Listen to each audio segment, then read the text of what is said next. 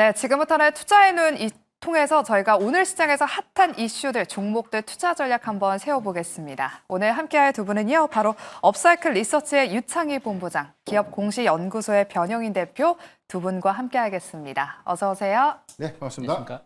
네, 또 저희가 마지막 순서로는 탑픽주를 공개해드리고 있습니다. 2주 전에 우리 변영희 대표님이 말씀해주셨던 탑픽주가 바로 파마 리서치인데요.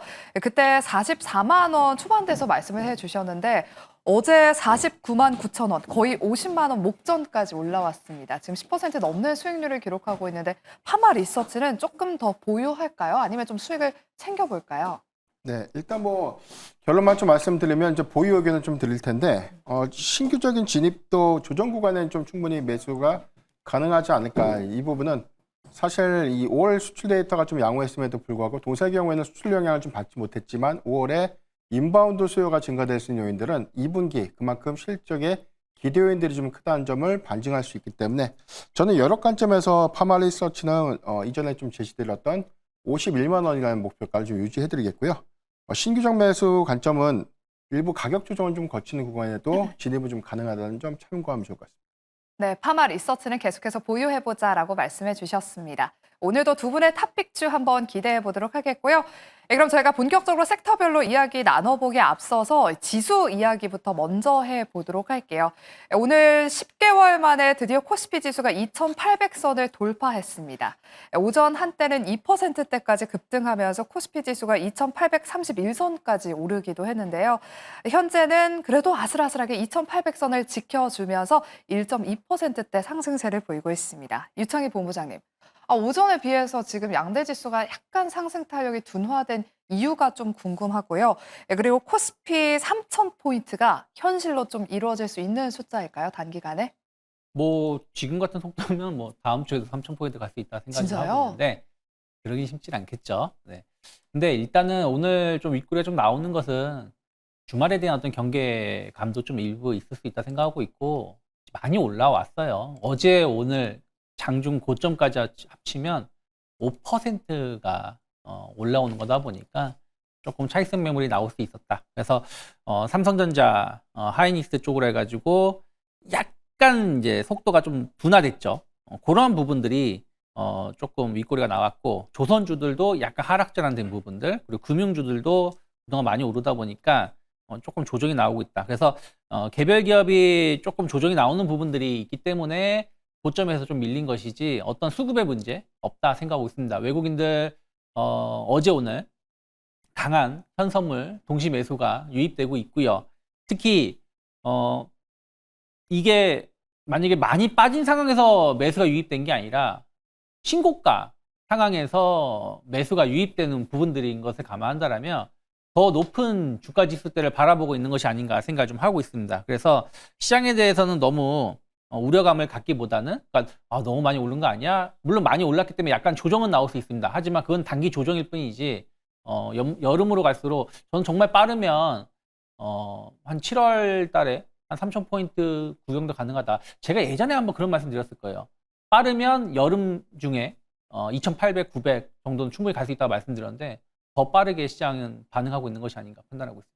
네, 단기 조정은 나올 수 있지만 그래도 빠르면 여름 안에 코스피 3,000포인트까지 좀 노려볼 수 있을 것 같다라고 말씀해 주셨습니다. 우리 유창희 본부장님의 말씀처럼 시작이 좀 이루어지길 한번 기대해 보도록 할게요. 네, 그럼 다음은 반도체 이야기 나눠보겠습니다. 오늘 반도체 투톱이 코스피 상승을 주도하고 있습니다. 삼성전자 현재 2%대 강세 보이고 있고요. SK하이닉스는 오늘 3% 넘는 상승세를 보이고 있습니다. SK하이닉스가 처음으로 삼성전자를 제치고 D램 시장 점유율 1위를 차지했다는 소식에 매수세가 강하게 유입되고 있는데요. 변영희 대표님. 네. 코스피 3,000포인트를 위해서는 이 삼성전자와 SK하이닉스 반도체 투톱의 추세적 상승이 꼭 필요합니다. 네. 어제는 외국인들이 SK하이닉스를 담았는데 오늘은 또 삼성전자를 어마무시하게 담고 있어요. 앞으로 삼성전자와 SK하이닉스의 전망은 어떻게 보실까요? 네. 일단 우리가 대선 전국에서 수급 쏠림이 일부 정책 수혜주로 좀 집중됐던 그런 부분들이 반도체 섹터의 일부 수급 정체로 좀 확인이 됐었고 엔비디아의 1분기 후실적, 여기 더해서는 2분기 가이던스가 상향 제시됐고 80억 달러라는 중국발 손실을 반영했음에도 불구하고 이익 기조가 시장의 전망치를 웃도는 2분기에도 안정적인 이익 기조가 예상되고 있다는 부분들을 감안했을 때 반도체주가 이제 상승한 것은 다소 뭐 이상하지 않다라고 보는 게 명확하지 않을까라고 볼 수가 있겠습니다. 다만 하반기에 조금 더 기대 요인들을 가져갈 수 있는 부분들은 지금 이 블랙의 울트라에 대한 4분기 양상 기대감, 특히나 HBM4를 SK하이닉스가 선점하는 과정에서에 대한 가치를 현재 점진적으로 좀 반영시키는 과정이다라고 볼 수 있기 때문에 이종고가 경신에 관련된 흐름들은 재차점 이어질 수 있겠는데 1분기보다 2분기의 실적 기대감들이 굉장히 좀 높다는 관점에서 HBM 관련 종목들에 대한 AI 수요 기조와 맞물리는 실적 호조들은 하반기까지 지속될 수 있겠고, 반면에 삼성전자의 경우에는 1분기 실적 저점을 통해서 2분기 메모리 가격의 상승분을 좀 반영시키는 이익 개선이 좀 기대될 수 있는 요인이기 때문에 퀄테스트에 관련된 승인이 지연된 점은 다소 아쉽지만 HBM4에 관련된 기술 선점 관점의 기대감은 재차 좀 남아있는 관점, 그리고 최근 어떤 코스피 지수의 어떤 흐름들이 대형주 중심의 수급을 좀 이끄는 형국이기 때문에 삼성전자가 오늘 6만 원대에 터치는 못했어요. 59,900원대에서 소폭 좀 내려온 상태고, SK하이닉스는 한 3거래일간 연속해서 연속성 있는 수급을 좀 보여주고 있기 때문에 이런 관점들을 보면 이유 있는 상승이다. 그리고 또는 이종고가 경신 가능 관점에서도 재차 좀 주목을 해봐야 되지 않을까라고 좀 판단하고 있습니다. 네, 삼성전자도 충분히 6만 전자 갈 수 있다라고 말씀을 해주셨습니다. 네, 그리고 오늘 반도체 소부장 안에서는 유리기판 관련주들이 장 초반부터 강세를 보이고 있습니다. 삼성전기가 애플과 함께 반도체용 유리기판 공급을 논의하고 있다는 소식이 오늘 상승의 트리거로 작용하고 있는데요. 유창희 본부장님, 네. 오늘 YC캠이 대장주로 지금 14% 넘는 급등세를 유지하고 있습니다. 유리기판주들은 추가 상승 좀 기대해 볼 수 있을까요? 뭐 일단 분위기는 좀 타는 것 같아요. 그러니까 제가 2주 전인가도 한번 유리기판 관련해서 말씀드렸을 때가 일단 엔비디아 실적을 좀 확인하자. 엔비디아 실적 발표하고 나서 유리기판 관련된 이슈가 좀 나올 수 있다고 말씀드렸었고, 그 이후에 좀 젠스왕이 관련된 발언을 좀 하긴 했고, 또 어저께 삼성전기 쪽으로 해가지고 애플향 유리기판 얘네들에 대한 어떤 기대감들이 나오면서 상승하는 거 본다라면 충분히 추가적인 모멘텀 만들어갈 수 있지 않을까 생각을 좀 하고 있어요. 그래서 그런 것들을 감안한다라면 그동안 많이 빠진 쪽을 저가 매수하기보다는 좀 잘 버텨줬던 쪽을 좀 보는 게 맞다 생각을 좀 하고 있어요. 그래서 YCKN 같은 경우도 오늘 상승을 하면서 사실은 그동안 하락했었던 부분들 기간 조정의 끝부분에 있지 않나 생각을 좀 하고 있고요. 그리고 뭐 필옵틱스라든지 뭐 켄트로닉스 같은 경우, 특히 켄트로닉스 같은 경우도 최근 2달 동안 보면은 좁은 박스권에서 횡보를 하고 있는 와중에 오늘 일단 상승의 양봉이 나오는 거 본다라면 조금은 손절가 좀 짧게 놓고 접근 가능하지 않을까 생각하고 있고, 단연 삼성전기가 대장주가 될 수 있겠죠. 삼성전기가 여기서 더 치고 나가줘야지 관련된 기업들 추가적인 모멘텀 나올 수 있기 때문에 삼성전기의 흐름을 좀 보면서 유리기판 관련된 기업들 주목해 보시면 좋지 않을까 판단하고 있습니다. 네, 유리기판 관련주는 눌려있을 때 샀다가 이렇게 이슈가 나오면 또 수익이 나곤 합니다. 유리기판주들 추가 상승세 한번 기대해 보도록 하겠습니다. 네, 다음으로는 오늘 시장의 또 다른 주도주 조방원 이야기를 한번 해보도록 할게요. 먼저 원전 이야기부터 해보겠습니다. 한수원이 체코 원자력 발전소 신설 사업 최종 계약에 성공했다는 소식을 전하면서 오늘 프리마켓에서부터 원전주들이 강세를 보였습니다. 현재는 일부 종목들 차익 실현 물량이 나오면서 윗꼬리가 좀 달린 상태인데요. 변용희 대표님, 네. 원전주 그동안 많이 달렸었잖아요. 이제는 좀 쉬어가는 구간인 건가요? 네. 어제 이 프랑스 전력공사의 가처분이 기각됐다는 소식이 애프터마켓에서 수급 일부 좀 반영이 됐었고요. 여기도 해서 이 본계약 체결이 체코 총선이 이루어지는 10월 이후에 진행될 수 있다라는 일부 노이즈가 있었는데, 오늘 장 시작 전에 본계약 체결 소식이 좀 전해졌던 점, 이 부분이 평소 같았으면 일부 좀 세론으로 좀 작용하면서 차익분을 반납하는 그런 흐름이 좀 나왔어야 되는데, 오늘 시초부터 대체적인 어떤 이 컨소시엄을 구성하고 있는 종목들의 강한 매수세가 좀 유입되고 있는 흐름이고, 한전기술이라든가 오늘 뭐 대우건설, 두산에너빌리티 같은 컨소시엄에 관련된 수조 성과가 좀 기대가 되는 그런 종목들에 대한 상승세가 재차 좀 반영되고 있는 모습이 이어지고 있지 않나. 다만 해당되는 어떤 기대감들이 체코 수주라는, 그리고 본계약 체결에 관련된 기대감으로 재차 좀 상승했던 점들을 좀 감안했을 때 이제부터는 익절가 관점에서 단기적인 어떤 차익 실현 매물을 좀 주의해야 되는 구간이 좀 되지 않을까라고 볼 수 있기 때문에, 보유자라면은 정해진 익절가를 좀 지지해주는 구간이라면 조금 더 홀드하는 전략이 좀 유효하겠지만, 해당되는 나름의 액절가를 좀 위협하는 그런 구간이라면 비중 축소를 통해서 일부 좀 차익 실현하는 구간이 현재는 좀 유리하지 않을까. 다만 중장기 관점에서 미국의 SMR 프로젝트, 특히나 뭐 뉴스케어 파워가 SMR의 표준 설계 인증을 득했던 부분들은 내년부터 좀 가시화될 수 있는 프로젝트의 기대 요인들이 남아있기 때문에 이런 부분들은 일회성이 아니라 다회성으로 좀 이어질 수 있는 해외 수주 성과로 이어질 수 있는 부분이기 때문에 중장기 관점에서의 원전 산업의 어떤 뷰는 굉장히 좀 긍정적이다라고 볼 수 있겠고, 지금 뭐 신규적인 접근은 좀 부담스러운 구간이지만 차익 매물이 좀 소화되는 낙폭 과대 구간에는 분할 매수 관점으로 접근은 좀 유효하지 않을까라고 좀 표현드리겠습니다. 네, 중장기적으로는 원전주들 정말 긍정적이지만 단기적으로는 일부 수익을 좀 챙겨보는 전략도 유효하겠다라고 말씀해 주셨습니다. 네, 지금 뭐 1시부터 한 1시 15분가량을 기점으로 해서 뭐 두산 에너빌리티나 BHI가 상승 탄력이 다시금 조금 받고 있는데요. 일부는 수익을 좀 챙겨보는 전략 유효할 것 같다라고 말씀해 주셨으니까요. 잘 참고하셔서 대응해 보시기 바라겠습니다. 네, 그리고 오늘 한국항공우주가 필리핀과 FA50 12대를 수출하는 계약을 체결했다는 소식에 급등을 했습니다. 하지만 지금은 윗꼬리를 좀 길게 달았는데요. 유창희 본부장님, 방산주도 현재는 오전장에 비해서 다소 힘이 약해졌습니다. 아무래도 지금 시장이 정책 수혜주로 다 수급이 몰려가다 보니까 전통적인 조방원이 약간 힘을 받지 못하고 있는 것 같은데, 방산주는 지금 밸류적으로 부담이 없을까요? 현 시점 대응 전략 세워주실게요. 일단은 이렇게 보셔야 될 것 같아요. 그러니까 시장 자체는 더 간다라고 좀 보고 있거든요. 그러면 기존에 주도했었던 섹터가 이제 조선 방산 아니겠습니까? 그럼 조선 방산이 지난 연초와 같은 상승을 보여주지 못하다고 하더라도 꾸준한 상승은 전 더 이루어질 수 있다라고 좀 보시는 게 맞다라고 생각을 좀 하고 있어요. 왜냐하면 이들 기업이 막 폭락하고 다른 쪽이 오른다라면 주가 지수는 고점을 갱신하기보다는 오히려 뭐 혼조세, 박스권을 보일 가능성이 높기 때문이죠. 그렇기 때문에 방산주들, 조선주들은 좀 조정이 나온다고 하더라도 기간 조정의 연장선인 것이고 점진적인 상승은 좀 더 이어질 수 있다. 특히 이제 주요 지역에 대한 어떤 지정할 리스크는 계속해서 유지가 되고 있고, 거기에 따른 또 국내 기업들의 어떤 무기 수출이 순차적으로 이루어지고 있죠. 이게 그런 것 같아요. 이게 뭐 저만의 내피셜이긴 합니다만은, 정말 어저께 밤 10시였죠. 체코에서 뜬금없이 원전 계약을 체결한 거 아니겠습니까? 아무도 예상하지 못하고 있었던 상황인데.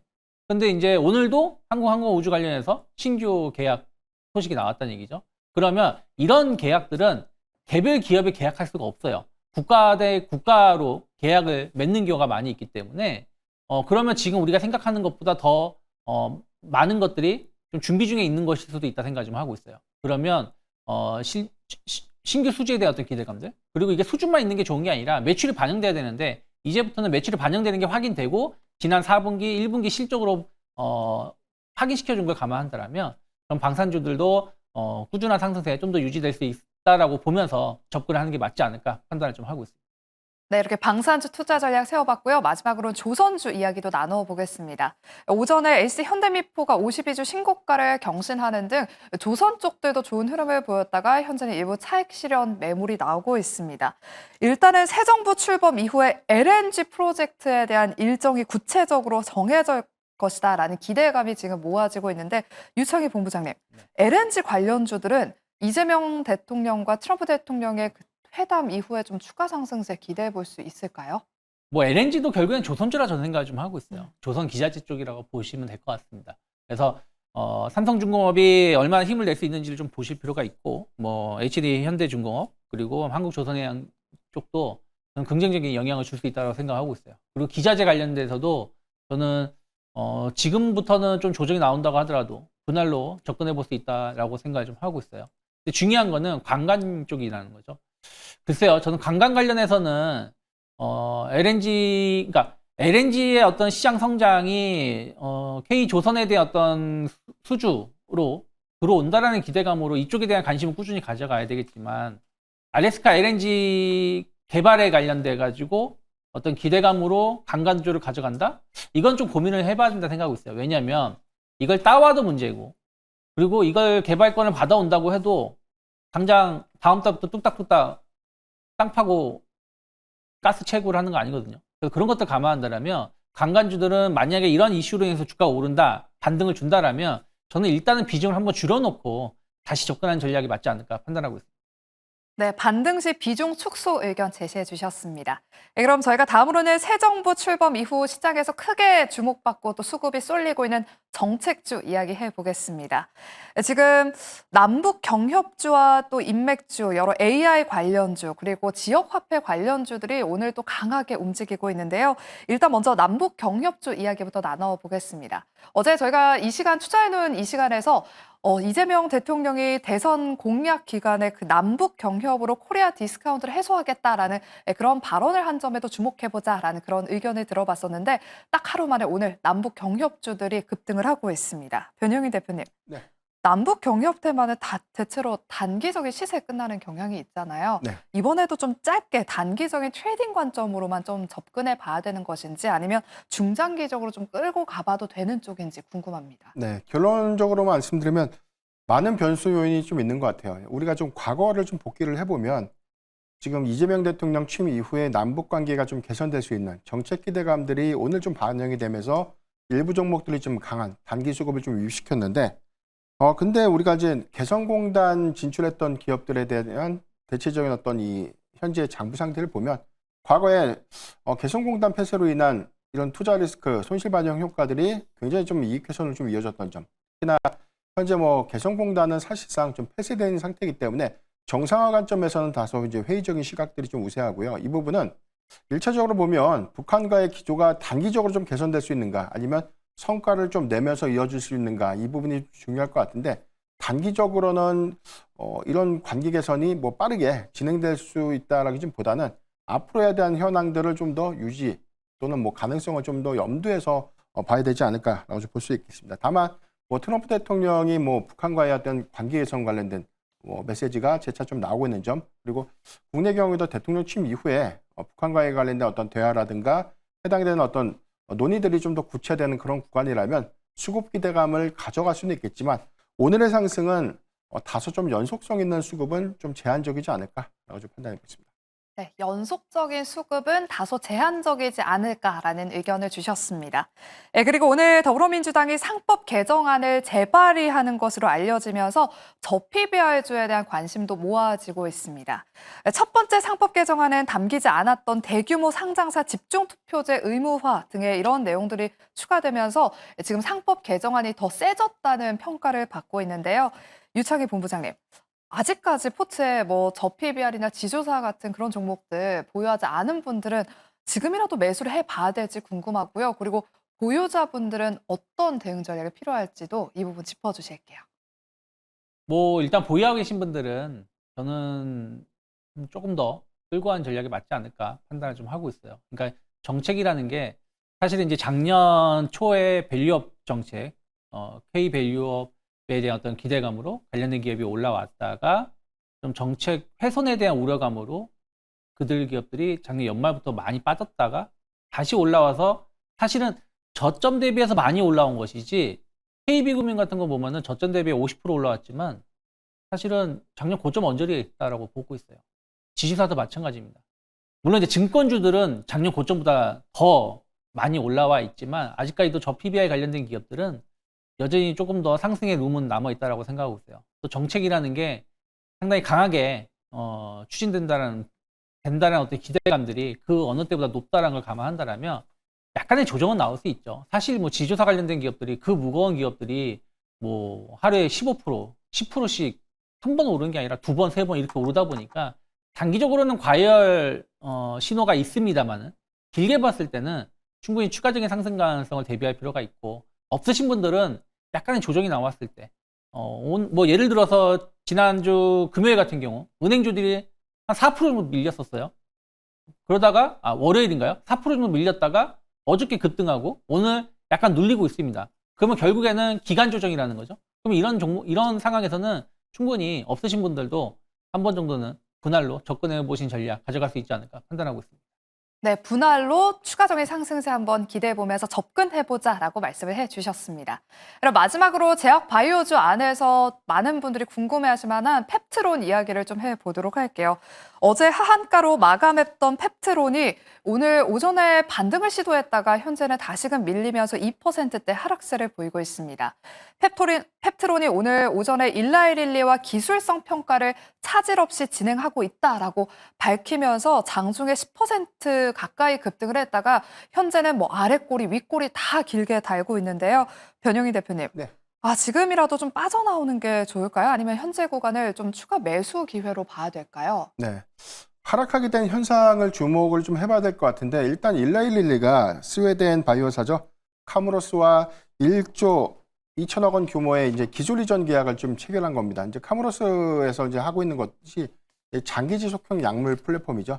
그러니까 해당된 약물의 효과를 3개월, 뭐 한 달 이상, 뭐 그 이상까지 좀 더 유지될 수 있는 그런 플랫폼이고 여기 대해서 뭐 대사 질환 치료제, 메시 치료제 관련된 물질도 같이 좀 유전화했다라고 좀 전해졌기 때문에 이 부분이 펩트론이 일라이릴리와에 대한 향후의 어떤 이 라이선스 아웃에 관련된 걸림돌이 좀 되지 않을까라는 우려감이 어제 좀 하한가로 좀 이어졌던 배경이었고 그렇다면 오늘까지 하락의 연속성을 좀 가져가는 이유들은 지금 일라이릴리와 펩트론이 체결했던 계약의 성격에 주시를 좀 해봐야 될 것 같아요. 이 부분은 플랫폼 기술 평가입니다. 해당에서는 시장에서 라이선스 아웃이 아닌데 과하게 주가 좀 반영하면서 그런 기대감들이 좀 과도하게 반영이 좀 됐고 펩트론의 어떤 이 과밸류에 대한 어떤 부담으로 좀 작용을 했었는데 해당되는 내용을 보면 물질 이전 계약, 즉 MTA라고 불립니다. 이 부분은 우리 약물을 가지고 한번 써보시고 해당되는 부분에 대한 어떤 테스트 여부를 거쳐서 사용 여부를 좀 결정하는 그런 계약이기 때문에 불확실성 관점에서에 대한 노이즈가 좀